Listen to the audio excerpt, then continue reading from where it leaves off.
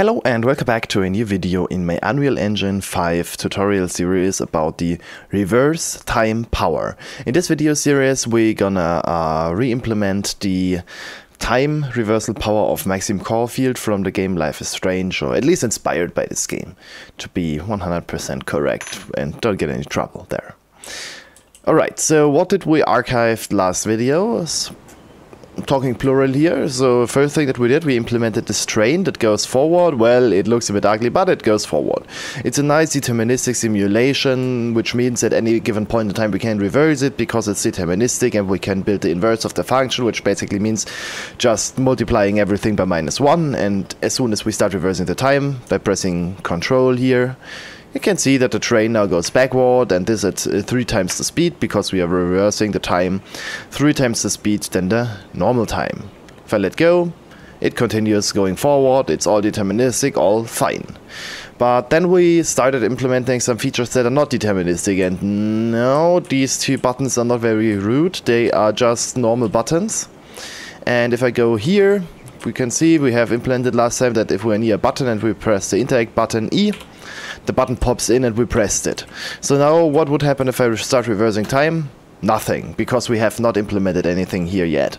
And it is not as simple as building this train, because this is not deterministic. This is interactable by the user, and it's kind of like an if-else function. If press, then pop in, else be where you are, kind of like. And this means that we have a non-deterministic simulation. We cannot just reverse time and revert what we did here. It's not possible. We need to implement our own way. And well, of course the same thing works for a different button. I just added 2 here so that we can test that the system works independently from each other. And yeah, so basically these were the buttons and we cannot reverse them. And in today's video we're gonna start on working how to reverse them. So first of all, we need to get in mind what we discussed in the first video. So in the first video we said that we need to record all changes in non-deterministic simulations, so that we basically know when the button was pressed, and later on if we revert the time we can like step through all of the records we did backwards and then can reconstruct how the button was pressed and when it was pressed, to basically know when we should pop it out again. So this is what we need to implement, and for that we need to store the data. And we would have an issue if we would store the data to infinity, because let's see, we're gonna have 1000 buttons in our level. They can all be pressed and unpressed at any given time. We have like 50,000 physics actors that are all recording their current position and velocity to be reversible, and it's gonna be a mess if we do this, because, well, obviously if you do this you need infinite amount of memory, because you need to store everything to infinity, and that's what we want to avoid. So we want to put some physical constraints on our time reverse power, and there are basically 2 constraints that we need to put on. First of all, we need a constraint that knows how many time has already been recorded. So at the beginning of the level, when we start playing, of course, the recorded time that we had is 0. We have never recorded any data. And then, as soon as the ability comes available, we start recording data up to, second parameter, a maximum value, and as soon as we reach the maximum value we start recording new data, but also drop older non-relevant data. And by having this maximum kind of like time that we can revert, we also of course need to be able to stop our reverse time ability as soon as we kind of like run out of reversible time. And that's what we implement today. We're gonna start by modifying our time manager so that it allows all of these features, and then we might get to implementing the storing of multiple time things. It's gonna depend on how long it's gonna take me to implement the first thing. I know how to implement it, it's gonna be quite easy, but I might do a new video for the other things so that the videos are not as long. And probably if I would do both of them, then yeah, it's gonna be quite long. I'm gonna close the Unreal Engine here. No, actually I wanted to also to also refresh our my Visual Studio solution, because I already tried something out and reverted the changes, but now I guess we still have it in here, even though the classes no longer exist. By the way, I actually published the source code to GitHub, so you can actually take a look at GitHub and find the source code there. Alright, so let's take a look at our time manager, because this is going to be the actor of, or not actor, yeah, it's the actor of interest. So currently our time manager has the begin and end time reversal function, which sets this current time factor that can be retrieved by getting the time factor. So this is kind of like just a helper class where you can say end and begin. Now what I want to do here is I want to, for starters, make a boolean that allows us to enable and disable this power. This is something that we haven't implemented yet, but which we're gonna need in the future, because we kind of like need to do this and need to interact with that and begin play and stuff like that. So, or at beginning levels, at level reloads, we might need to end and begin again, so that the time and everything gets resetted. So we want to have an enable control. So we're gonna have another new function here, blueprint callable. And this is going to be a void function as well, and we're going to call this enable time reverse. So enable time reversal basically says we're going to enable the power, and of course we going to have a disable time reversal, or do I want to reverse? Just call it reverse. Okay. I think I'm just gonna call it reverse as well, just to be consistent in naming. So enable and disable time reverse. Well, let's add an ability here. Enable and disable the ability. So, and by enabling and disabling it, we can control this. Okay. So what is this function gonna do?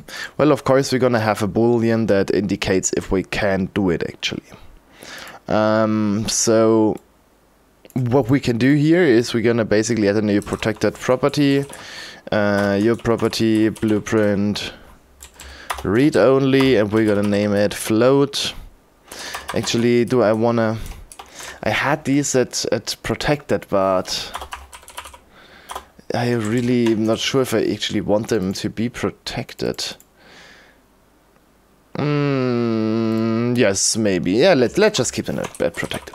So let's create a blueprint read only one here, and we're gonna call this boolean time reversal ability enabled, which is by default false, like that. And we're gonna set this one here. So at enable, we're gonna say if not ability is enabled, time reversal ability enabled is then going to be set to true, and that's it. So for now this is just as simple as this. Let's create the disable function. That is going to be a bit more difficult, because we need to take into account that we might are already reversing time. So if the ability is enabled, reversal ability enabled is going to be set to false, and we're also going to set the current time factor equal to normal, or let's just call end time reverse. This is a bit more simpler. Then we call end, and we make sure that it has been stopped before we disable it. So this should give us control about enabling and disabling the time. We just need to make sure that on begin we check if time reversal ability enabled, that we're then gonna set this. Oh, I pressed compile here on accident. Oh, I don't care. It should work as well. So yeah, now this basically works. Now we can enable and disable our ability. We could go in, yeah, we're gonna do this step by step. So let me quickly compile this and open this up, even though this might involve into restarting the editor at some point, because we're gonna modify data structures and yeah. But let's see. First of all, let's show you what happened now. We can no longer reverse time. Why is that? Because the ability is by default disabled. So let's maybe go into our game mode. the BPJ game mode here, go to the full blueprint editor and like an event begin play, there we have it. And we want to say, let's maybe get time manager, which is a function, but we could also use the non-function one, but let's get to use the function one here and say enable time enable time reversibility. Should be reversal in this case, time reversal ability, but I think we're good with that. Okay, if I now would begin play, you can see everything is back to normal. We can now play this without any issues. And we could programmatically take away the power. For example, if maybe there's some bad characters that have bad influences, or we are in a bad force field, we can basically say, hey, disable it. From any actor. So, or let's just for the sake of God, let's do it. Boom, boom, boom, boom, boom, boom, boom, boom, like that. Okay. So let's maybe create a new actor here. Components. No. What's the actor? Let's make them here. So actor, it's gonna be the BP. No ability. FF. Let's write it out. Force field. And this is gonna be now opened up, and let's do a box collision here, just simple like that. And if I would now go into the event graph, select my box on component begin overlap, on component end overlap, and the other actor is gonna be cast to BP character, and only if we are at the BP character, we basically want to enable and disable the ability. We should only trigger on character, and especially in this case on our BP character. So let's get the game mode,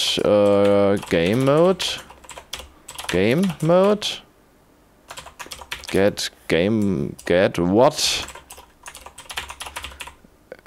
Interesting. Why? How did I do this later on if I am now not able to get the game mode? How was that function called? I think we had this in the component actually. Get game mode from the world. Is it not possible in an actor? Get game. There it is. Why the heck didn't that work in for a second? Okay. So now we have the game mode, and we can get the time manager. Come on. Oh, we first need to cast it. Okay. Cast to time reversal game mode. Copy that one over. Like that. So we want to cast that to our game mode, and we can get the time manager. So time manager, and then we wanna disable time reversal ability, and on end overlap we wanna enable it back again. So enable time reversibility like that, and if we compile this, save this, and now drag this in, this is something that I hate a bit, that is always gonna spawn back there, but this could be solved easily. So we could now maybe scale this globally, make this force field somewhere here. Looks good. And if I would now play, you can see I can reverse the time, and if I go into the first force field, you can see I press my button. Don't know if you hear it, but it does work. Go out again, works again. So this just allows us to basically control the flow if we want to enable or disable our ability from the beginning on or not. By default it's disabled, we can enable it by default, or we could even do it reverse around. You could only enable it in certain scenarios, or you could even use your character to enable and disable it by basically giving him kind of like charge or special items. So if the character holds the item, it's going to be enabled, it's going to charge up time, and if the character swaps out the item, everything is dropped and data can no longer be recorded. So we can have a nice and easy global flow with our ability. Alright, so now let's try to implement the limits. So now we want to implement the limit. I actually do close the editor just for safety reasons, because every time you change the layout of the floats here, it can screw up the editor. And in our case, it's okay if we do a new object that we directly load it in, no problem. But altering stuff which is in the header, which changes stuff in the header, is always a bit dangerous with Unreal Engine. You can of course try it, but in our case, I don't bother, I just close it up. Alright, so now let's implement the limits. So current time factor. Okay, so let's maybe give this a overview here. So this is basically our current state of actually it's not the current state, it's global ability preset. So this is the current preset that is there, and this is the current state of actually this is our preset. These are our state helpers, and this is the current state of ability. So what do we need for a global preset? First of all, I want to have two values in here. I want to have a threshold and a maximum. So first of all, the threshold. The threshold is going to be the value that needs to be minimal recorded that allows us to reverse the time, because I just want to enable our power after a few seconds. So you should not be able to just record a few steps. Or maybe let's do 3 seconds. The magic number is 3. So let's call this reverse time threshold.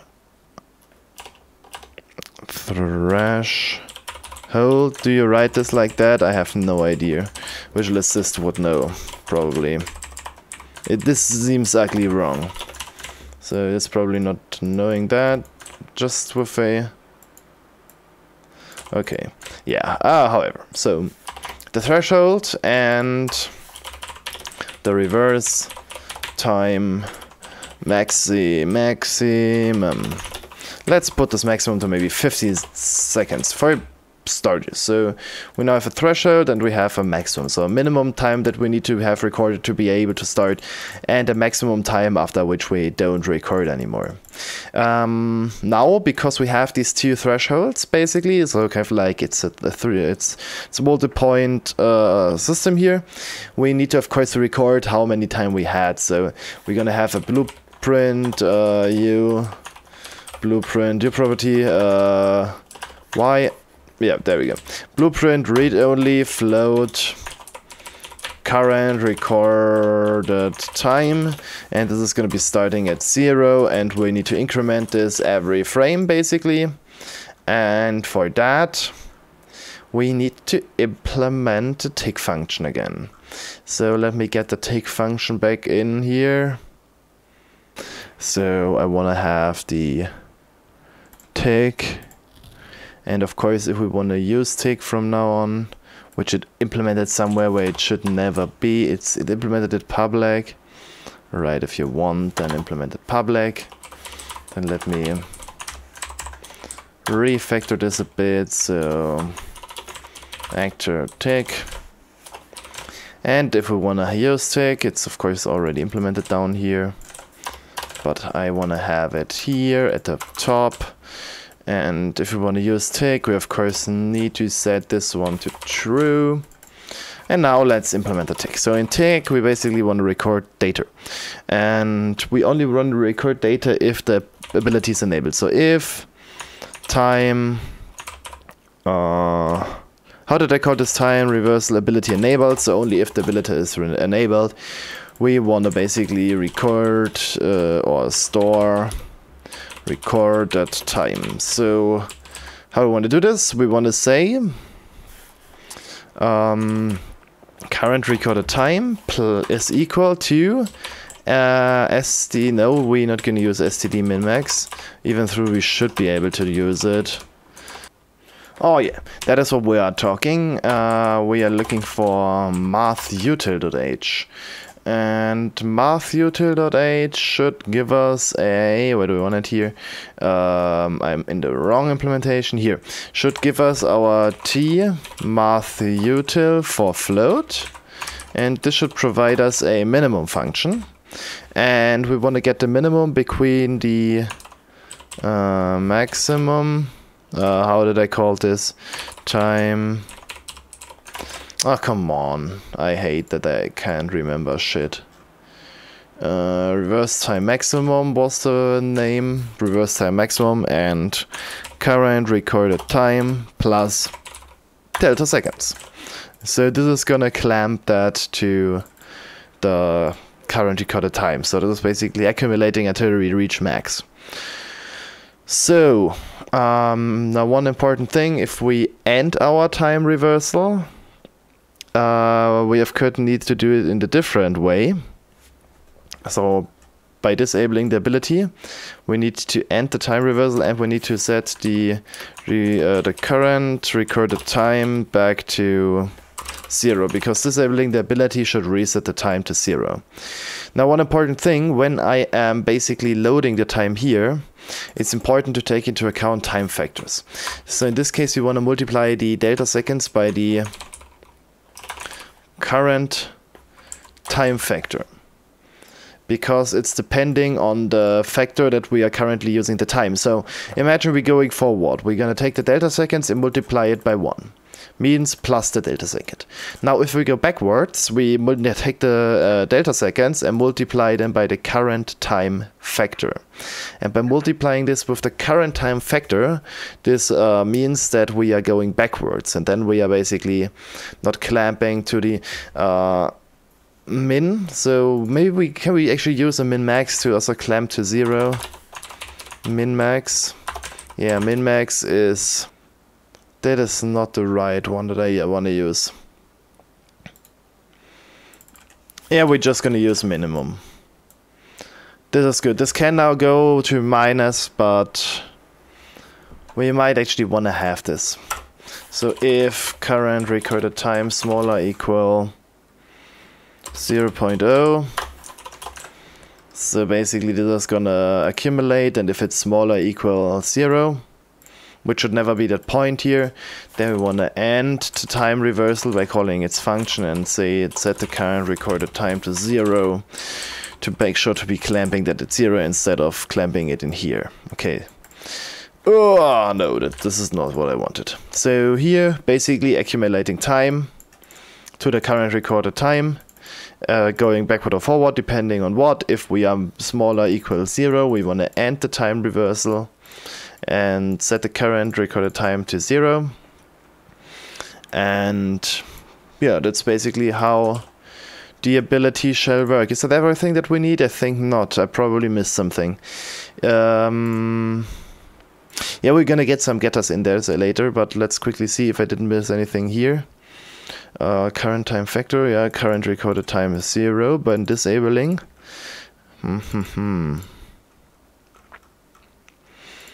Yeah, we might let's just implement a few getters.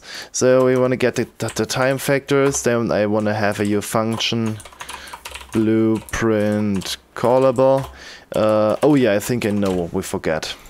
We forgot at begin time reversal to not only check for the time reversibility enabled, we also want to check for current recorded time bigger equal than the reverse time threshold, so that we have the minimum value to begin the ability.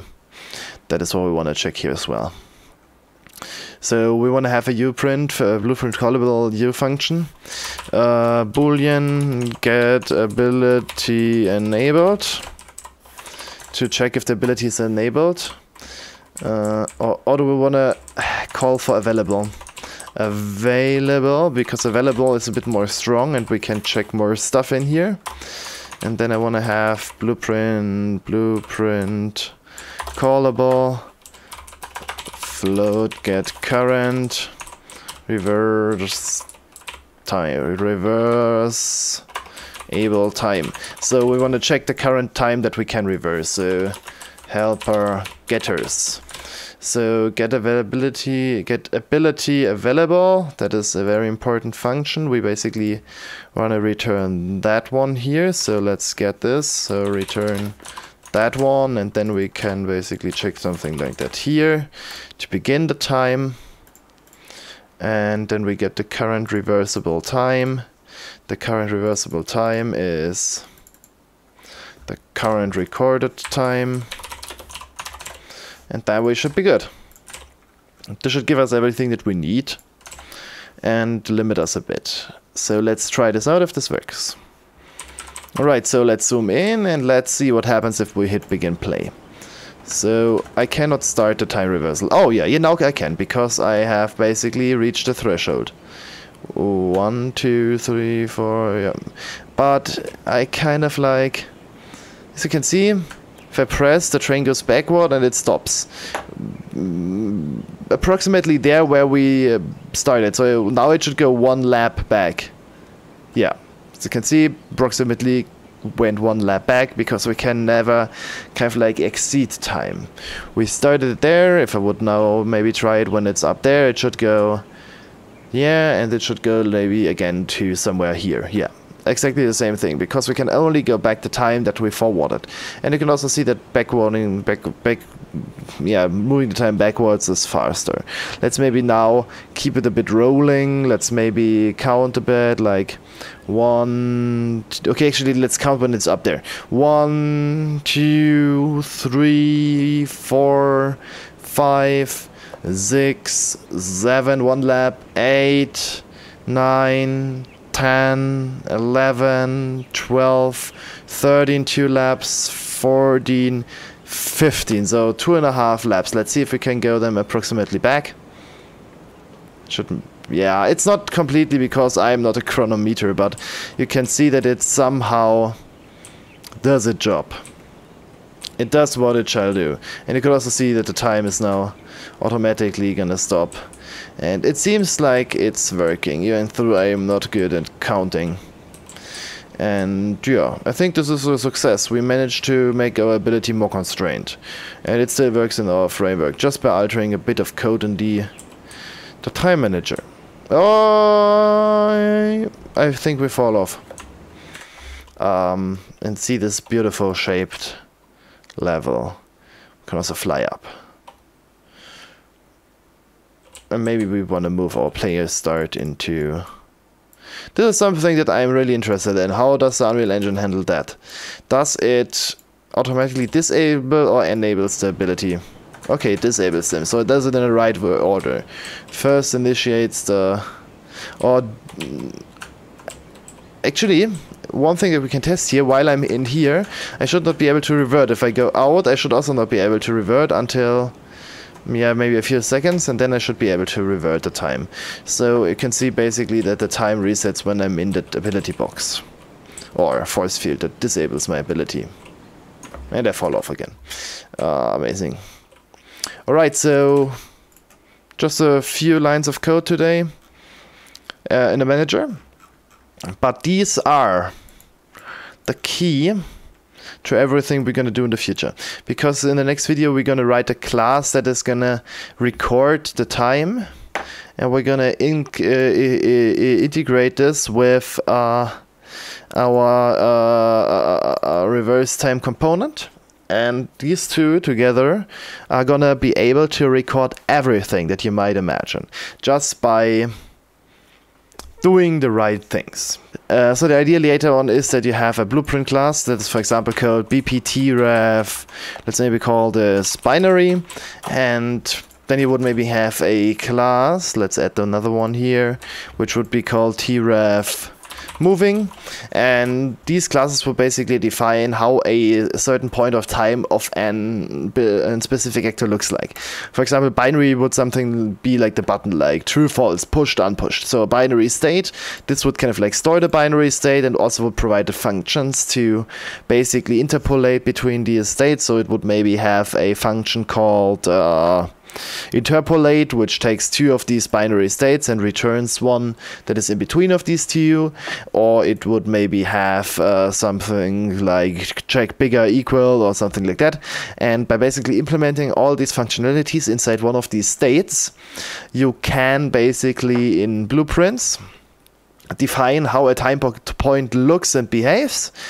Same thing, for example, for moving, where you store the position of an object and the physics velocity, and then you can interpolate between them. And the idea is basically that you define in blueprints how does a time point behave and how does it behave if I want to have something in between. And then later on inside the actors itself, you basically say, okay, record a time point, you return or give it that specific type of time point, and then later on, if you want to get a position, you basically tell it, hey, give me the current position as a time point. The engine or our backend system would take the two most near time points, one before and one after it, put them into one of them's interpolate function. This one would correctly interpolate the time points and then would return a new time point to us, and we can then use the time point to set the position, and then we're gonna have a fully driven automatic system.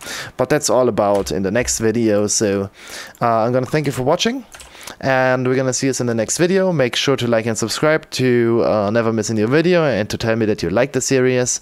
And yeah, have a nice day. We're gonna see us in the next one. Bye.